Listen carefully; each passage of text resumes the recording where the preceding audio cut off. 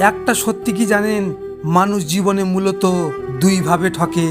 ভুল মানুষকে বিশ্বাস করে আর নিজের দুর্বলতা অন্যর কাছে প্রকাশ করে। নিজেকে পরিবর্তন করতে হবে, কারণ মানুষ টাকাকে ভালোবাসে, মানুষকে নয়। হ্যাঁ, এটাই বাস্তব। বিশ্বাস করো, মানুষ তোমাকে সেই মুহূর্ততে ছেড়ে চলে যাবে যখন তুমি তার প্রতি পুরোপুরি আসক্ত হয়ে পড়বে। স্বার্থপর মানুষ চিনতে আয়না লাগে না, শুধু সময়ের প্রয়োজন হয়। ঘড়ির কাঁটা পরিবর্তন হতে 50 সেকেন্ড লাগে, কিন্তু মানুষের মন পরিবর্তন হতে 1 সেকেন্ডও লাগে না। ইতিহাস সাক্ষী আছে, ছুরি সবসময় বাইরের শত্রু নয়, ভেতরের প্রিয়জনই চালায়। কিছু কিছু আপনজন হলো বহুরূপী, নিজের স্বার্থের জন্য প্রতি মুহূর্তে রং বদলায়। আমার সব থেকে বড় সমস্যা হলো আমি সব বুঝতে পারি, কিন্তু উচিত সময়ে উচিত কথাটা মুখের উপর বলে দিতে পারি না। মানুষ হয়েও আজ মানুষকে সবচেয়ে বেশি ভয় পাই, কারণ মানুষ হলো বহুরূপী, নিজের স্বার্থের জন্য প্রতি মুহূর্ততে রং বদলায়। ভালো মানুষের সবচেয়ে বড় দুর্বলতা হলো সে অন্যকে নিজের মতো ভাবতে গিয়ে অন্যর মুখোশ চিনতে দেরি করে ফেলে। কথায় শুনেছি সংসার টিকে ভালোবাসায়, কিন্তু মজবুত হয় সম্মানে।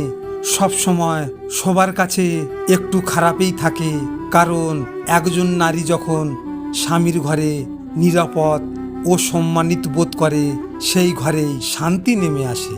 উচিত কথা বলা মানুষগুলো সবসময় সবার কাছে একটু খারাপই থাকে।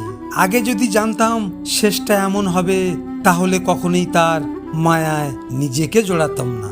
আপনারা কচু পাতা দেখেছেন নিশ্চয়ই, উপরটা সবুজ কিন্তু ভেতরটা চুলকনিতে ভরা।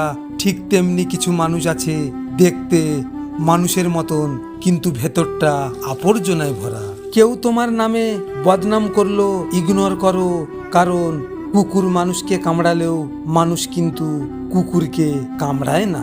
যারা অন্যর ভালো করতে গিয়ে নিজের ভালো থাকার কথা ভুলে যায়, একটা সময় তাদের পাশে কেউ এসে দাঁড়ায় না। মায়ের আশীর্বাদ হলো এমন এক শক্তি যা হাজার বিপদের মাঝেও সন্তানের পথ আলোকিত করে। কিছু মানুষ তাদের প্রয়োজন অনুযায়ী আমাদের ব্যবহার করে, আর আমরা ভাবি তারা আমাদের ভালোবাসে, ভরসা করে। তর্ক করে শক্তি খরচ করিও না, কারণ যার মন মানসিকতা নিচু তার চোখে পাহাড়ও ছোট। এত চিন্তা ভাবনা কিসের? এটা স্বার্থের পৃথিবী বন্ধু, এখানে কেউ কারণ নয়। মনে রাখবেন, এখানে নিজের খেয়াল নিজেকে রাখতে হয়, অন্য কেউ রাখবে না। দেখা হচ্ছে পরের ভিডিওতে। ভালো থাকবেন, সুস্থ থাকবেন, আর হ্যাঁ, নিজের খেয়াল অবশ্যই রাখবেন। ধন্যবাদ।